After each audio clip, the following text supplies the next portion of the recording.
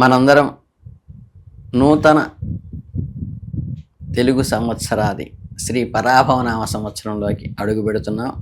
ఉగాది శుభాకాంక్షలందరికీ. ఈ వృషభ రాశి వారికి 2026-27 ఉగాది పంచాంగం ప్రకారం ఎలాంటి ఫలితాలు, ఆదాయ వ్యయాలు ఎలా ఉంటాయి, రాజపూజ్య అవమానాలు ఎలా ఉంటాయి అని తెలుసుకోబోదాం. ఉగాది నుండి మళ్ళీ వచ్చే ఉగాది వరకు ఫలితాలు ఎలా ఉండబోతున్నాయంటే, ఈ వీడియో లోపలికి వెళ్ళే ముందు ఒకసారి ఛానల్ని లైక్ చేయండి. ఈ కృత్తికా నక్షత్రంలో మొదటి పాదం అటు వెళ్ళిపోయింది గడమేషానికి. 2, 3, 4 పాదాలు, రోహిణిలో 4 పాదాలు, మృగశిరలో 1, 2 పాదాల్లో జన్మించిన వారు వృషభ రాశిగా చెందుతారు.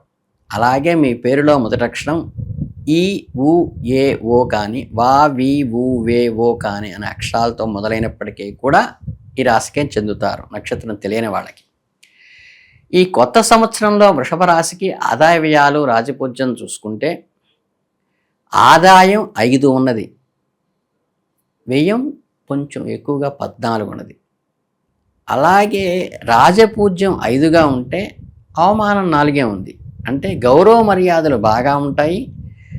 ఆ గౌరవ మర్యాదలు నిలబెట్టుకోవడానికి ఖర్చులు పెరిగే అవకాశం కూడా ఉన్నది. ఇక గ్రహ సంచారాన్ని పరిశీలిస్తే గురుడు జూన్ 1వ తేదీ వరకు ద్వితీయ స్థానంలోను, తర్వాత అక్టోబర్ 30వ తేదీ వరకు 3వ ఇంట్లోను భాతృస్థానంలోను, తదుపరి ఫిబ్రవరి 24 వరకు అర్ధాష్టమ స్థానంలోను, శనేశ్వరుడు శని ఈ సంవత్సరం అంతా కూడా 11లో లాభస్థానంలోనూ విశేషం. రాహు అక్టోబర్ 1 నుంచి 10వ ఇంట్లోనూ, కేతువు 4వ ఇంట్లోనూ ఉంటారు. తదుపరి రాహు 9వ ఇంటికి, కేతువు 3వ ఇంటికి మారుతారు. ఈ గ్రహస్థితుల ఆధారంగా ఈ సంవత్సరం వృషభ రాశి వారికి అన్ని రంగాల్లో చేసే వృత్తుల్లో వారికి తిరుగులేని ఫలితాలు పొందుతారు, విశేషమైన లాభాలు పొందుతారు. అలాగే సొంత గృహాన్ని నిర్మించుకునే యోగము, ధనాన్ని నిల్వ చేయటం వంటి శుభాలు కలుగుతాయి. ఆభరణాలు ప్రాప్తిస్తాయి. మీకు అదృష్టం కలిసి వచ్చే పరిశీలిస్తే కృత్తికా నక్షత్రం వారు కెంపు, రోహిణి నక్షత్రం వారు ముత్యము, మృగశిర నక్షత్రం వారు పగడము, ఉంగరాల్లో ధరించడం మంచిది. అవకాశం ఉన్నవాళ్ళు చేసుకోండి, ఇది కంపల్ కాదు. 1, 2, 5, 6, 7 నక్షత్రాలు శని, బుధ, శుక్ర, సోమవారాలు అదృష్టాన్ని కలిగించేవిగా ఉంటాయి. అలాగే మీరు ఉద్యోగాల్లో ఉన్నవారికి ఇష్టపడిన కార్యక్రమాలు సిద్ధిస్తాయి. వృధా ప్రయాణాలు అయితే చేయవలసి వస్తుంది. మీ కుటుంబ పరంగా చూస్తే కుటుంబ పరిస్థితి మాత్రం సామాన్యంగా ఉంటుంది. తొందరపాటు నిర్ణయాలు తీసుకోవటం వల్ల కొన్ని ఇబ్బందులు కలిగే అవకాశం ఉంది. ముఖ్యంగా రుణ విమోచన కలుగుతుంది. మరియు బంగారు ఆభరణాలు కొలు చేసే అవకాశం ఉంది. ఇవి శుభపరిణామం. మహిళా ఉద్యోగుల క్రయ విక్రయాలకు సంబంధించిన సమూహాల్లో ఉండి వాటిని అత్యంత నేర్పరితనంగా చేస్తారు. కంటి సంబంధమైన అననుకూలత కలిగే అవకాశం కూడా ఉంది.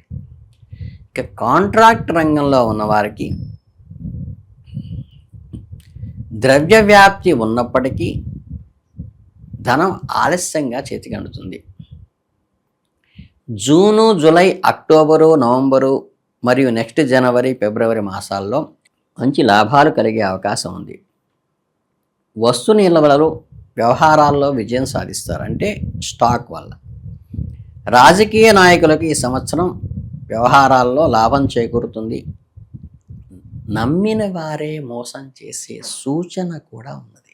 అలాగే కుటుంబ సౌఖ్యము మరియు వాహన యోగం కూడా రాజకీయ నాయకులకు సూచించబడుతోంది. న్యాయవాదులకు అంటే లాయర్లకు వ్యవహారిక జ్ఞానం ద్వారా లాభాలు చేకూరుతాయి. పరాన్న భోజనము, భోగాల పట్ల ఆసక్తి పెరుగుతుంది. ఉద్యోగులకు స్త్రీలతో విరోధాలు కలుగుతాయి. సామాన్యమైన ధనలాభం అందరికీ ఉంటుంది. ఒత్తిడులు, స్ట్రెస్, అధిక శ్రమతో కూడినటువంటి లాభాలు పొందుతాయి. ఇక రైల్వే ఉద్యోగులకు బంధుమిత్రుల దర్శనం కలుగుతుంది. తల్లి తరపున సౌఖ్యం, అంటే అమ్మ తరఫు వాళ్ళతో సౌఖ్యం కలుగుతుంది. వీరికి వివాహాది శుభకార్యాలు జరగటము, అన్ని విధాల శుభయోగాలు కూడా మీకు జరుగుతాయి. ఇతర పారిశ్రామిక రంగాల్లో అభివృద్ధి మరియు సాంఘిక సేవ చేసే అవకాశం కూడా ఈ రాశి వాళ్ళకి కలుగుతుంది. ఇక కలప, సిమెంటు, శానిటరీ వ్యాపారాలకు అన్ని మాసాల్లోనూ సామాన్యమైన ఆదాయం ఉంటుంది. వృత్తి వ్యాపారంలో చిన్న అపశృతి దొరికే అవకాశం ఉంది. పెయింటింగ్ రంగంలో ఉన్న వారికి పురోగతి జరుగుతుంది. ఈ భూమి, వాహనాలు వ్యాపారం చేసే వారికి రుణ బాధలు కూడా తీరుతాయి. ధనప్రాప్తి, కుటుంబ సౌఖ్యము చక్కగా కలుగుతుంది. సినీ పరిశ్రమలో వారికి వాహన సంబంధ సమస్యలు ఎదురయ్యే అవకాశం ఉంది. విందు వినోదాల్లో పాల్గొంటారు. దూర ప్రాంతాలు ప్రయాణాలు చేస్తారు. అనాచారాల పట్ల ఆసక్తి కలిగే విధంగా మనసు టెంప్ట్ అవుతుంది.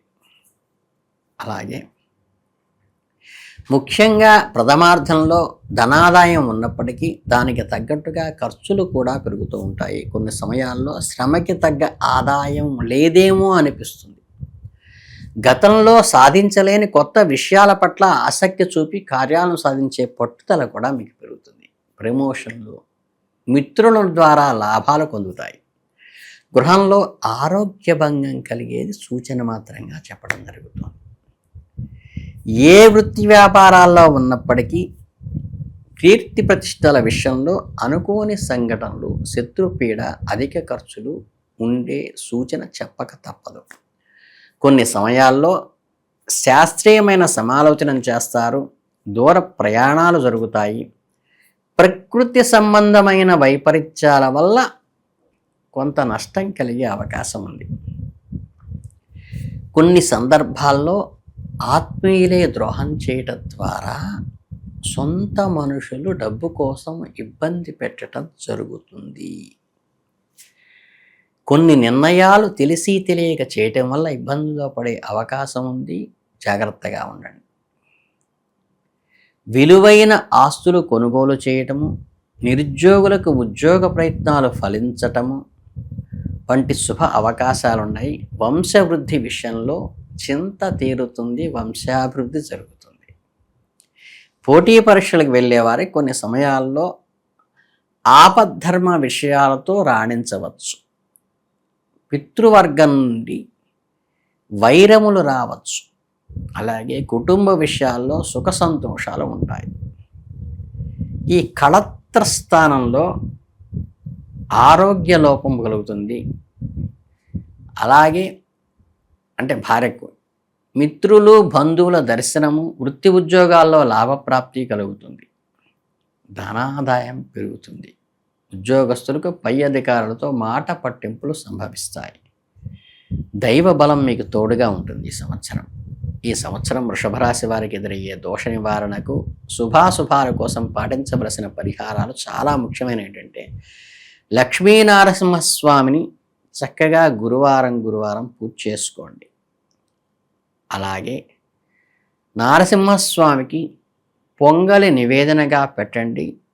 చాలా శుభం జరుగుతుంది. శుక్రవారాలు లక్ష్మీదేవికి మల్లెపూలతో పూజించటము, కుంకుమార్చన చేయటము, పూర్ణం బురెడు వృద్ధ స్త్రీలకు దానం చేస్తే కూడా చాలా మంచిది, పుణ్యస్త్రీలకి. అలాగే మనకి గురువారం నాడుకు ఇంటికి సింహద్వారం వద్ద గోవును ఉంచి గోవుకు గ్రాసం అంటే గడ్డి ఇచ్చే ఆహారం అక్కడ తినేట్టుగా చేయాలి మన వాకిట్లోనే. బుధగ్రహ దోష నివారణకు బుధగ్రహ ప్రదక్షిణము, ఉత్తరైన ఆకులతో పూజించటము, ముద్గాన్నాన్ని నివేదనగా పెట్టడము, పెసలు దానం చేయటము, పెసలు ప్రసాదంగా పంచటం కూడా మంచిది. శ్రీశైల దర్శనం చేసుకోవటం కూడా మంచి శుభాలనిస్తుంది. అలాగే కాణిపాక గణేశుని దర్శనం కూడా మంచి శుభాలను కలిగిస్తుంది. సత్యనారాయణ స్వామి వ్రతం చేసుకునే అవకాశం ఉంటే ఇంట్లో చేసుకోండి. ముత్తైదువులకు పూలు, కుంకుమ, పళ్ళు ఇవ్వటం వల్ల ద్వారా, అలాగే మనకి మంగళవారం నాడు కుజగ్రహ పూజలు కానీ ఈ సుబ్రహ్మణ్యునికి ప్రదక్షిణాలు చేయటం ద్వారా కూడా మనకి శుభాలు జరిగే అవకాశం ఉంది. ఆదివారం నాడు వీలైతే మన ఊరి గ్రామ దేవతకు ప్రదక్షిణం చేసి నిమ్మకాయల దండ సమర్పించడం అంటే మీ ఇలవేల్పులో ఎవరైనా పోలేరమ్మ, నాంచారమ్మ ఇట్లాంటి గ్రామదేవతలు ఉంటే వారికి ప్రదక్షిణాలు చేసి నిమ్మకాయల దండ సమర్పించడము, పొంగళ్ళు వండుకొని తినటం మంచిది. అలాగే మీ స్తోమకు తగ్గట్టే చేయండి. స్వచ్ఛమైన మనసుతో భక్తిభావంతో మీరు చేసే పత్రం పుష్పం ఫలంతోయం, ఒక చిన్న పుష్పం కానీ ఒక ఆకు కానీ కొంచెంతో నీళ్లు కానీ అవి సమర్పిస్తే చాలు, భగవంతుడు అన్ని విధాలా మీకు అనుకూలంగా ఉంటాడు తప్పితే అనవసరమైనగా ఖర్చులు పెట్టి అనవసరమైన ఆడంబరాలకు పోయి ఎవరో ఏదో చెప్పారని కష్టపడబాకండి. దైవానుగ్రహాన్ని మించిన అనుగ్రహం మీకు ప్రపంచంలో ఏదీ లేదని గ్రహించండి. ఈ పరాభవనామ సంవత్సరంలో ఆయువు, ఆరోగ్యము, ఐశ్వర్యము వృషభ రాశి వాళ్ళకి సంపూర్ణంగా కలగాలని మనస్ఫూర్తిగా కోరుకుంటూ శుభమస్తు. ధన్యోస్మి.